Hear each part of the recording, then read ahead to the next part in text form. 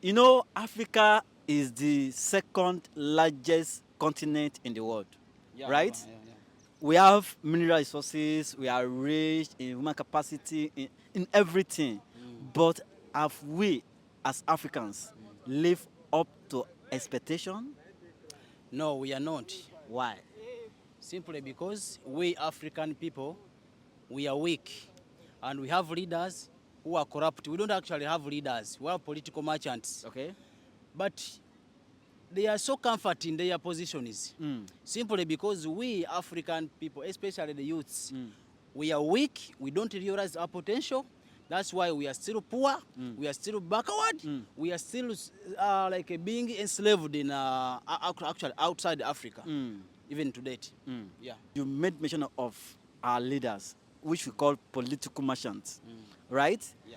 Are they really the problem of Africa, or we, the people, the problem? It is actually both of us. Okay. These leaders come to power promising us a lot of these empty promises. See, if I go into details, Africa, during struggle for independence, Yes. the problem for Namadi Azikiwe, Kwame Nkrumah and Nyerere of Tanzania, Yes. they had a problem for self-determination, self-rule. That problem, they made it sure that we gain independence, and we got it from these colonial masters. Yes. Then after they took over, there was a problem of autocracy, dictatorship. You know, ruling a country as if it is your family. Yes. That one ended. Now there is an era of economic discrimination, political discrimination, political segregation in Africa. Youths, you find a country like a Paul Biya. In your country like a Bola Ahmed Tinubu, he's okay, I have no problem where he comes from, but problem the guy is aging. Paul Biya like a Museveni of Uganda. Yes. Those guys have been to power for so many years, and I think they own the country. So they employ people not by know-how, but by know-who. Those people come to power for their own benefits. They become political merchants. And we, the citizens of the African continent, Yes. we give them green light. You understand? So they are in their comfort zone. They are enjoying their evening tea because they know we African youths especially, we measure the minors and we minor the majors. The majors should be political question in Africa. But youths of today, most of them are in this kind of nonsense, you understand? So we are still backward. And these people, we are just giving them like a comfort zone. It is when we realize the potential and we understand that politics is quite a very big business to be left only for, Yes. for these political merchants. These old men. Old men. Yes. Their mind is locked up in 20th century.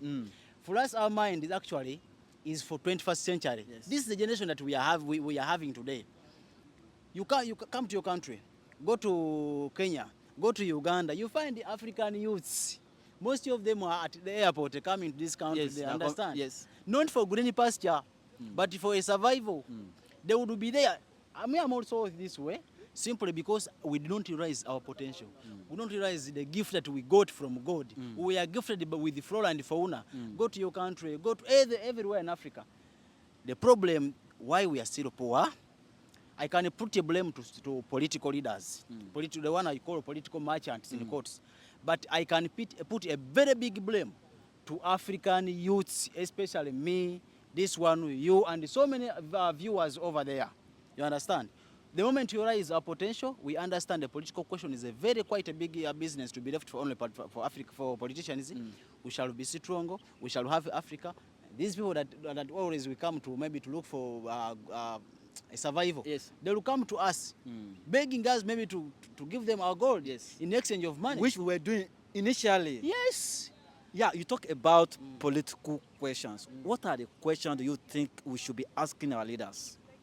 Number one, when you go to politics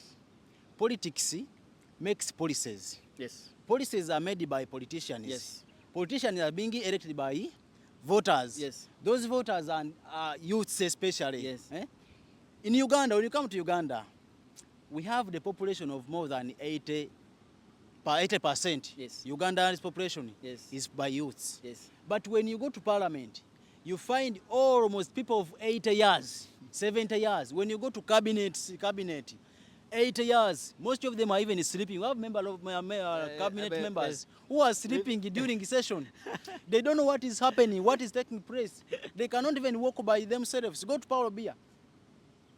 We have only political question. We must realize the potential and the importance of politics.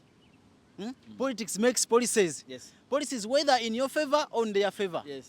Currently, they do policies in their favor. You understand? If we understand that, we shall rise up, we shall stand at our own, we shall go to the parliament, we shall go to the presidency, we shall go to LC5, all positions of power. We shall go there and use our brain because we are exposed to make us stronger, powerful, and economically empowered.